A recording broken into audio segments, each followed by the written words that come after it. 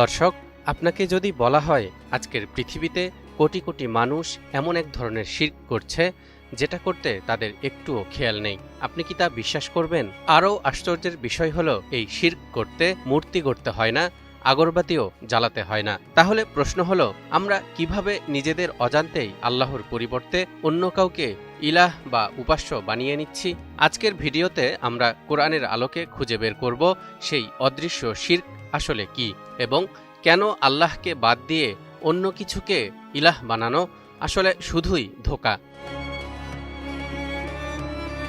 কোরআন আমাদেরকে জানিয়েছে, একমাত্র আল্লাহ ছাড়া যাকেই আমরা ইলাহ বা ইবাদতের উপযুক্ত হিসেবে সাব্যস্ত করি, তা যদি বাহ্যিকভাবে দেখতে শক্তিশালী ও প্রভাবশালী মনে হয়, তবুও শেষ পর্যন্ত সেটি কিছুই নয়।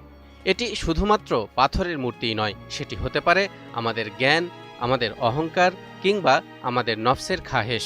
কিন্তু কেন আমরা কিছুই নয় এমন জিনিসকেও ইলাহ বানাই, এবং তার মূল কারণ কি? দর্শক, প্রথম কথা হচ্ছে, আল্লাহকে বাদ দিয়ে কেউ যদি অন্য কারো উপাসনা করে, সেটি সত্যিই কোনো কাজে আসবে না, কারণ তাদের কারো কাছে সত্যিকারের কোনো ক্ষমতাই নেই। এ বিষয়ে সূরা মুমিনের ৭৩ এবং ৭৪ নম্বর আয়াতে ইরশাদ হচ্ছে, সুম্মা ক্বিলা লাহুম আইনা মা কুনতুম তুশরিকুন মিন দুনিল্লাহি ক্বালু যাল্লু আন্না বাল লাম নাকুন নাদউ মিন ক্বাবলু শাইআ কাযালিকা ইউদিল্লুল্লাহুল কাফিরিন। অতঃপর তাদেরকে বলা হবে, কোথায় তারা যাদেরকে তোমরা শরিক করতে আল্লাহ ব্যতীত? তারা বলবে, তারা তো আমাদের কাছ থেকে উধাও হয়ে গেছে। বস্তুত পূর্বে আমরা এমন কিছুকেই আহ্বান করিনি। এভাবে আল্লাহ কাফিরদের পথভ্রষ্ট করেন। অর্থাৎ যে কোনো মূর্তি বা পূজ্য বস্তু নিজেই কোনো ক্ষমতা রাখে না, কারণ জাহান্নামে পৌঁছার পর মুশরিকরা বলবে, আমাদের উপাস্য প্রতিমা ও শয়তান আজ উধাও হয়ে গেছে, তারা আর কি করে আজ আমাদেরকে সাহায্য করবে? শুধু তাই নয়, সেদিন মুশরিকরা তাদের ভুল স্বীকার করার পর তাদের দেবদেবী ও প্রতিমাকে উপাসনা করার কথাও অস্বীকার করবে। তাহলে বোঝা যাচ্ছে, আল্লাহকে বাদ দিয়ে মানুষ যেসবের উপাসনা করে তা মূলত নিজেদের ভুল বুঝাবুঝি বা অহংকারের প্রতিফলন। যদি কেউ অন্য কাউকে বা কোনো বস্তুকে আল্লাহর আদেশের উপরে মান্য করে, সেটি শিরক। কোরআন বলছে, ওয়া ইন্নাশ শায়াতিন লায়ুহুনা ইলা আউলিয়াইহিম লিয়ুজাদিলুকুম ওয়া ইন আতা'তুমুহুম ইন্নাকুম লামুশরিকুন।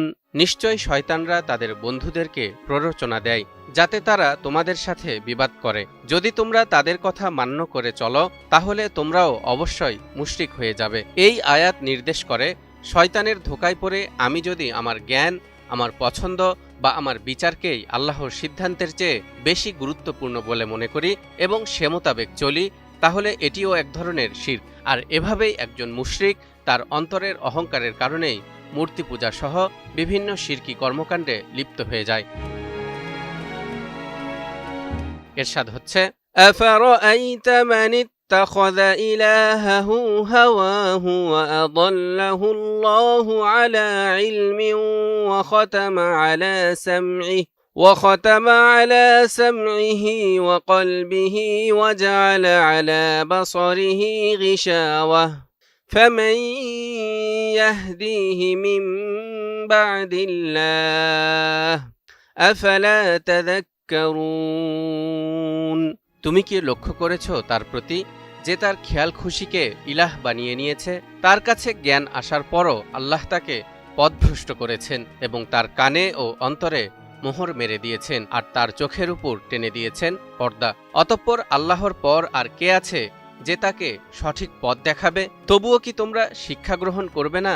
দর্শক, খেয়াল করুন, এই আয়াতে বলা হচ্ছে, যার উপাস্য তার অহংকার বা নিজের প্রবৃত্তি, আল্লাহ তাকে পথভ্রষ্ট করেন। এখানে অহংকার মানে শুধুই গর্ব নয়, বরং এটি সেই ধারণা যেখানে নিজের মতামতকে আল্লাহর আদেশের উপর প্রাধান্য দেয়া হয়। কাজেই যখন আমরা আমাদের নিজেদের খেয়াল খুশি মতো চলি আর আমাদের ইচ্ছাকে আল্লাহর নির্দেশের উপরে রাখি, তখন আমরা নিজেকেই মূর্তিরূপে পূজা করার মাধ্যমে আমাদের অজান্তেই শিরক করা শুরু করি। অহংকার বা নিজের প্রবৃত্তি কোনো বাস্তব বস্তু নয়, এটি একটি মানসিক প্রতিচ্ছবি, ভয়, লোভ, গর্ব এবং আল্লাহকে ভুলে যাওয়ার সংমিশ্রণ। ধরুন, কেউ যদি একটি বিকৃত আয়নার সামনে দাঁড়িয়ে নিজের বড় ও শক্তিশালী প্রতিচ্ছবি দেখে বিশ্বাস করে যে সেটি বাস্তব, এটি যেমন মিথ্যা তেমনি অহংকারও বাস্তব নয়, এটি শুধুই ভ্রান্ত ও কল্পিত চিন্তা। দর্শক, আমরা সকলেই জানি ইবলিস শয়তানের ধ্বংসের কারণও ছিল এই অহংকার। আদম আলাইহিসসালামকে সৃষ্টি করে আল্লাহ তাআলা যখন সমস্ত ফেরেশতাদেরকে সেজদা করার নির্দেশ দিয়েছিলেন, তখন ইবলিস নিজেকে আদমের চেয়ে শ্রেষ্ঠ মনে করেছিল।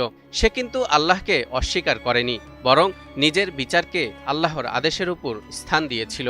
আর তখন থেকেই শয়তানকে এই পৃথিবীতে মানুষকে বিভ্রান্ত করার সুযোগ দেয়া হয়েছিল। ইবলিস সেদিন আল্লাহর কাছ থেকে 4টি জিনিস চেয়ে নিয়েছিল। 1. আমাকে কিয়ামত পর্যন্ত জীবন দান করতে হবে। 2. আমার জীবিকার ব্যবস্থা করে দিতে হবে। 3. আমাকে মানুষের দৃষ্টিশক্তির অন্তরাল হওয়ার সুযোগ দিতে হবে। 4. আমি যেন মানবদেহের শিরা উপশিরায় চলাচল করতে পারি। মূলত শয়তানের এসব ক্ষমতা তার নিজের জন্যেও এক ধরনের পরীক্ষা, সত্যিকারের কোনো শক্তি নয়। কাজেই একজন মুমিনের অন্তরকে পুরোপুরি শিরক মুক্ত করতে হলে শুধুমাত্র দৃশ্যমান শিরকি কর্মকাণ্ডগুলোই নয়, একই সাথে নফসের খাহেশ ও ভেতরের অহংকারকেও চিরতরে দূর করতে হবে এবং একমাত্র আল্লাহর আদেশ মেনে চলতে হবে। তালহা ইবনে রেজা, নিউজ 24।